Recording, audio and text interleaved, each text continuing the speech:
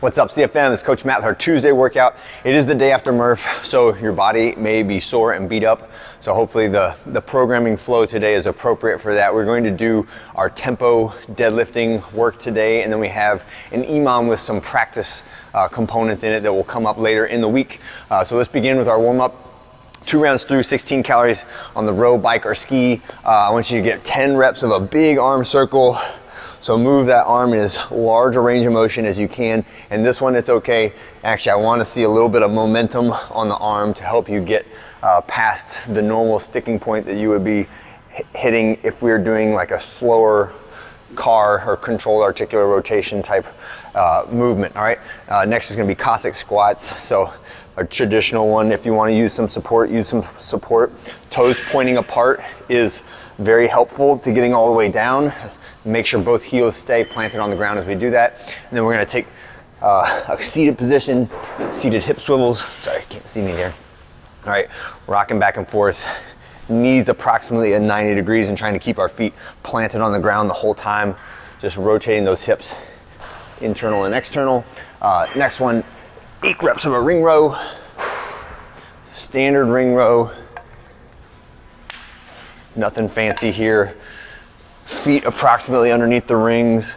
Make sure that you're squeezing your shoulder blades back to initiate that motion on the upward direction, and hit the heel of your palm to your rib cage, and that's going to come up later in the workout today in the batwing hold. And then our last component is just some warm-up deadlifts. So for today in the strength, I'm going to move right into the strength. We're going to be doing some hover, which means not touching the ground. We're going to be doing some pausing and some slow eccentrics on this one. So make sure you're practicing each of the different positions during the warm-up so that you know right where you have to stop and what that's going to feel like, so it'll help you pick your weight. So the way we'd like to do this is 4 sets through. There's no superset on this because the deadlift is going to take a long time to do it, because there's a lot of pausing in the set of 10. So 4 sets of 10 reps. The first 9 reps, all right, the way we'll do this is I'm just gonna barely break it off the floor so the weights are floating. It's what we call our hover position. We're gonna go from the hover position to the middle of the kneecaps and hold for 5 seconds. So 4, 3, 2, 1, back down, almost to the ground, but don't touch it. So that's our hover position.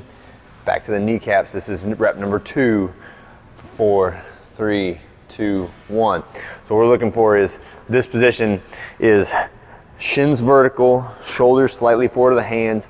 Most of the tension is on the glutes and the hamstrings, but you can feel the lats engaging, right? If I relax my lats, the bar would kind of hang away from me, but just a little bit, okay? In that position, we want to pause in that position because mechanically it's a challenging position to be in.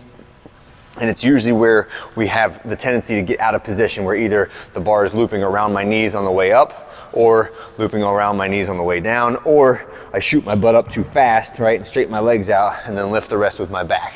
Okay, so it's practicing, spending time being in the perfect position in the most challenging part of the deadlift. Okay, so that's what we're doing. And that's why the weight is only going to be 50 to 60%. And the way that I had said to select this is if your 1 rep max is over about 250, I want you to bias towards the lower end of the percentage spectrum. If your 1 rep max is under 250, then you can bias towards the higher end of the percentage spectrum. So if your 1 rep max is 185, you should be in the like 60, 65-ish% range. If it's like 400, then you should be down in like the 45 to 50% range, okay? All right, so that's the way you're gonna do the first 9 reps. On the 10th rep, you're gonna stand all the way up, and then it's gonna be a 10-second continuous motion eccentric. So it should look totally perfect and extremely slow. And on the end of this one, obviously, you'll set it down, release the bar, and then stand up. And ideally with that 10-second eccentric, it should be a very quiet, doesn't have to be silent, but a very quiet return to the ground. So there should be no drop, no clang. It should be like you barely hear the collars in the barbell moving as you return the weight to the floor, all right? And that's our strength work for today. No superset, just focus on those positions and those tempos on the deadlift. Keep your bar out when we finish.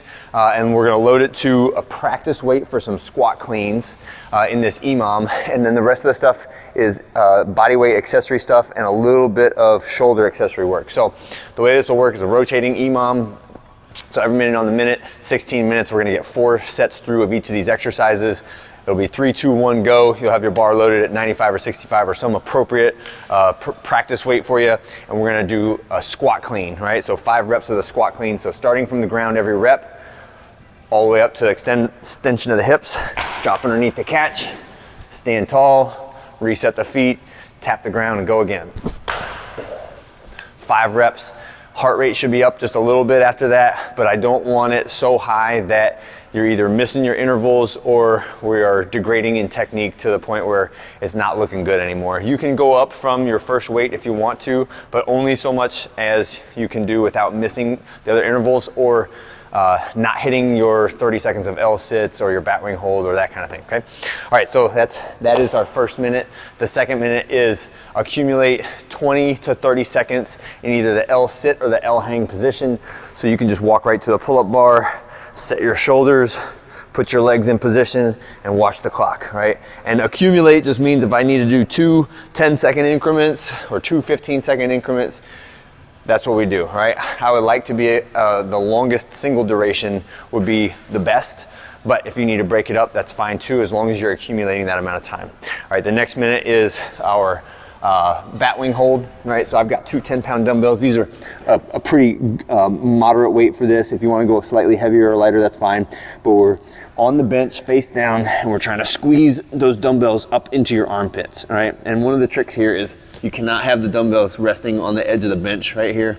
I know none of you would do that, right? But just so you know, we are trying to keep tension on the lats and biceps the entire time, trying to push my elbows as high up behind me as I can and just holding that position for 15 seconds on, 15 seconds off, 15 seconds on, 15 seconds off. And then the last one is handstand kick-ups or handstand walk-ups. Either one is fine. So if you can kick up to the wall and just go to that handstand position, just stabilize for a second, come back down, do it again, and we're hitting that motion, just the practice of getting up into the handstand for 5 reps. If you want to do 1 or 2 wall walk-ups, you can do that. If you want to do a pike walk-up on a bench, that is also a good one, right? Make sure your bench is stable, right? And then start in that plank position, walk yourself backwards until your head is through your arms, you're getting your torso as vertical as possible, and then walk back out to your plank.